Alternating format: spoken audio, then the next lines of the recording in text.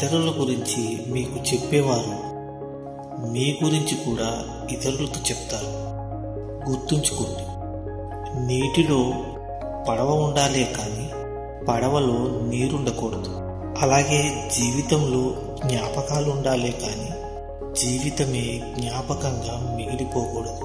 క్రమశిక్షణ లేని చదువు, సమయపాలన లేని విధి నిర్వహణ, అలాగే ఆచరణ లేని మాటలు నీకే కాదు నీ చుట్టుపక్కల వారికి కూడా కీడు చేస్తాయి.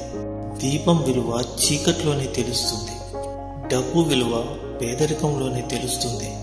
అలాగే కుటుంబం విలువ ఒంటరితనంలోనే తెలుస్తుంది.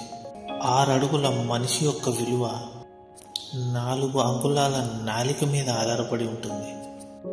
ఎంత విచిత్రమో కదా.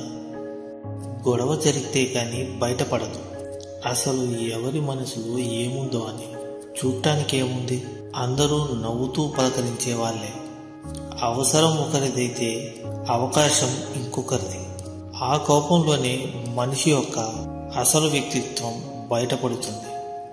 కోపంలోనే మనసులో ఉన్న నిజమైన భావాలు బయటపడతాయి.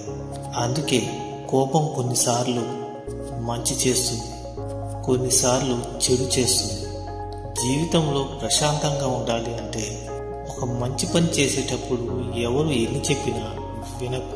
నీకు నచ్చింది చేయి, అప్పుడే నువ్వు సంతోషంగా ఉండగలవు, అలాగే ప్రశాంతంగా ఉండగలవు.